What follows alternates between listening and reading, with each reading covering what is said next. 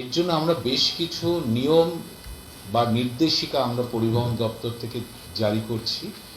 এখন বিষয়টা হলো 13 তারিখ থেকে, এ মাসের 13 তারিখ থেকে নভেম্বর মাসের 30শে নভেম্বরের মধ্যে এই টোটোগুলোর রেজিস্ট্রেশনের কাজটা সম্পূর্ণ হবে।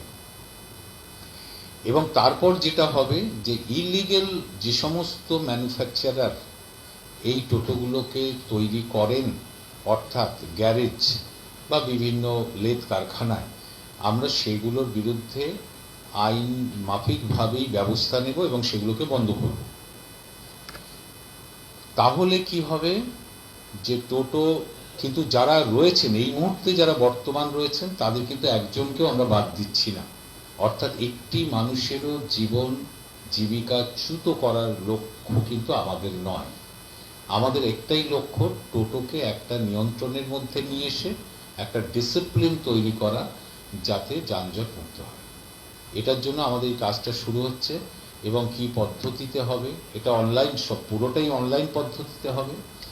এবং যারা অনলাইনে ফিসটা, একটা নির্দিষ্ট ফিস রাখা হয়েছে, 1000 টাকা তাকে দিয়ে রেজিস্ট্রেশন করতে হবে এবং বাকি 6 মাস পর্যন্ত তাকে কিছু দিতে হবে না। কিন্তু 6 মাস পর থেকে প্রতি মাসে 100 টাকা করে তাকে একটা চার্জ দিতে হবে।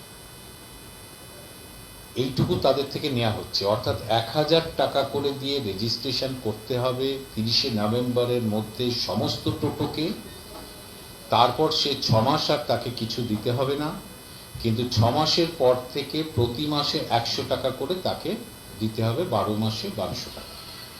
এবং এই টোটোগুলোর যারা চালাবেন তাদের পরবর্তীকালে ড্রাইভিং টেস্ট দিয়ে লাইসেন্স নিতে হবে। এবং এই টোটোগুলো রেজিস্ট্রেশনের পর এগুলো যাতে বিমার আওতায় আসে, তারও উদ্যোগ আমাদের পক্ষ থেকে থাকবে এবং তাদের সেটা নিয়ে নিতে হবে। কারণ এখন যেহেতু আনরেজিস্টার্ড, বিমা কোম্পানি তাদের ডাকে নিশ্চয়ই সাড়া দিত না, কিন্তু রেজিস্টার্ড হয়ে যাওয়ার পর তাদের বিমা করে নিতে হবে। তাতে সেফটি সিকিউরিটির ক্ষেত্রে অনেকটা প্যাসেঞ্জারের সুবিধা হবে। অর্থাৎ টোটোকে একটা সিস্টেমের মধ্যে আনা, টোটোকে একটা ডিসিপ্লিনের মধ্যে আনা, টোটোকে একটা নিয়ন্ত্রণের মধ্যে নিয়ে আসা। উদ্দেশ্য একটাই, যে যে শহরগুলোতে অত্যধিক টোটো আছে সেই জায়গাগুলো যানজট যাতে না হয়, সাধারণ মানুষ যাতে গাড়ি ঘোড়া সবাই একটা নিয়মের মধ্যে দিয়ে বা স্বচ্ছন্দভাবে রাস্তায় চলাচল করতে পারে, এর জন্য এই উদ্যোগটা নেওয়া হয়েছে।